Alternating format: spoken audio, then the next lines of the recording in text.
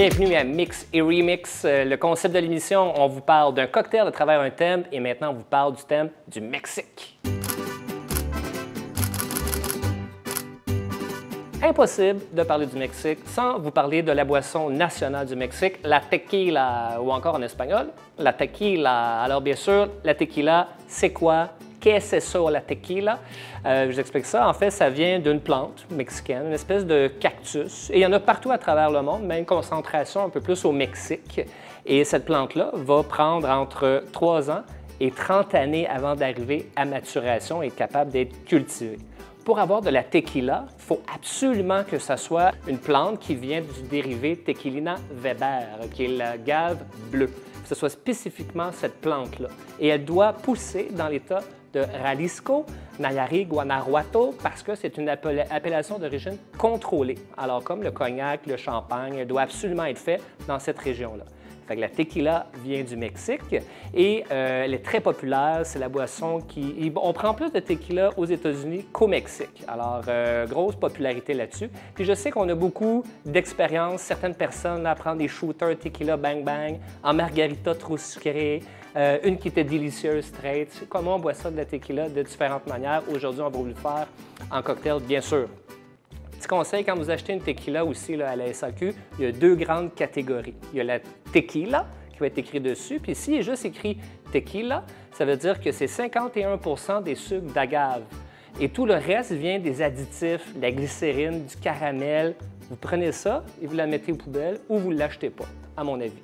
Deuxième catégorie, 100% agave. Alors, les sucres d'agave viennent principalement de la plante, donc beaucoup plus proche du produit. Et ça, c'est une tequila qui devient très intéressante.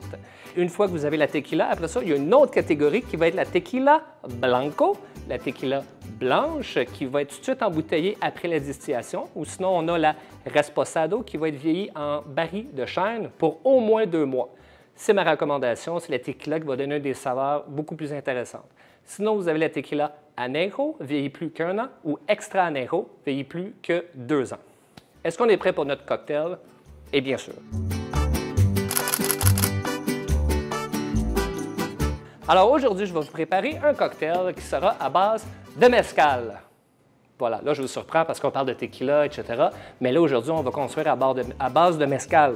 Et je sais que la mezcal, ça fait peur aux gens parce qu'ils ne connaissent pas beaucoup.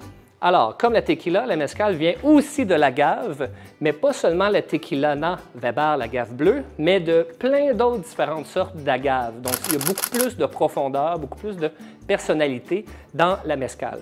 Et la grande différence aussi, c'est que dans la méthode de cuisson de l'agave, pour la mezcal, elle va être cuite sous terre. Alors, c'est-à-dire que une fois qu'elle est récoltée, une fois qu'elle est cultivée, on va la mettre dans une espèce de four sous terre avec des pierres volcaniques, du feu, des feuilles d'agave et on va enterrer ça pour faire une cuisson lente qui va être étouffée un peu. Donc, le goût fumé, le goût tourbé, certains vont dire aussi, se retrouve beaucoup dans la mezcal. Et personnellement, c'est ce que je préfère, c'est ce que j'aime. Donc, aujourd'hui, on vous construit un cocktail à base de mezcal. C'est parti. Alors, le mezcal que je vais utiliser est une mezcal de Oaxaca, au Mexique, qui est un État, mais aussi une ville, qui est l'épicentre de la mezcal aussi, qui est magnifique. Alors, il va avec 2 onces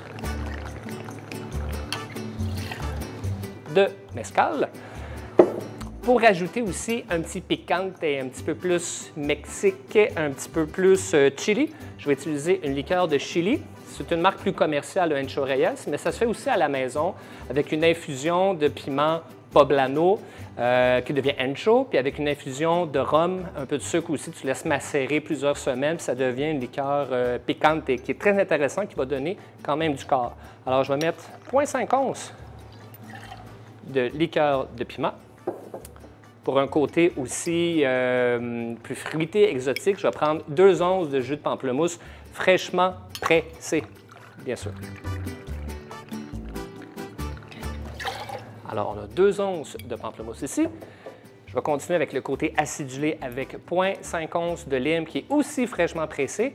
Si vous utilisez de la lime concentrée, vous devez utiliser de la lime pressée. Alors, je ne vais pas faire de jugement, mais toujours de la lime fraîchement pressée. C'est tellement délicieux. Et il faut balancer avec un côté sucré. Je vais prendre tout simplement un sirop simple qui est une tasse d'eau pour une tasse de sucre environ jusqu'à dissolution pour venir balancer. Et pour donner un peu de corps aussi, je vais utiliser en dernier lieu un blanc d'œuf. Le blanc d'œuf va être fouetté dans le cocktail et va donner une espèce de texture plus laiteuse, crémeuse aussi, vraiment très bonne. Alors, je vais prendre un œuf.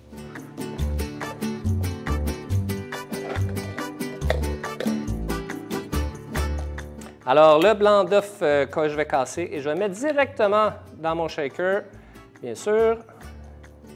Et voilà. Bon, c'est pas mon meilleur blanc d'œuf, mais voilà, ça fait la job. Et là, ce que je vais faire, c'est que, comme je vous disais, je vais fouetter le cocktail directement.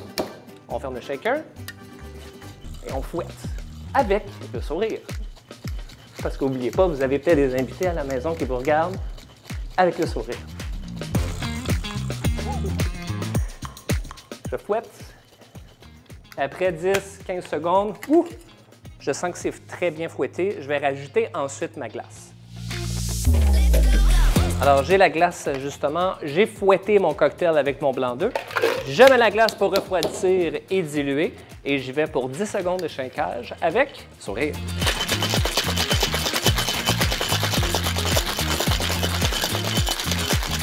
Et voilà. Ça me semble merveilleux.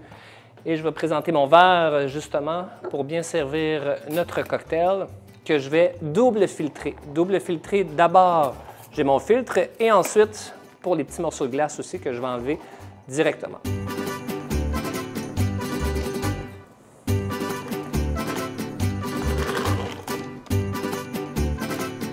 Et voilà.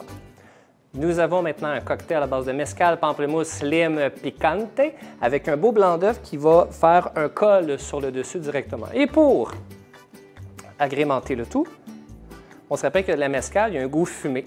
Je vais donc brûler juste un petit peu de romarin pour mettre sur le top, qui va être magnifique, pour rappeler un peu justement le goût fumé. Et je dépose le romarin juste ici, sur le cocktail, qui vient donner des arômes de romarin un peu brûlés, qui est magnifique. Alors voilà à la maison, merci d'avoir été avec nous. Santé!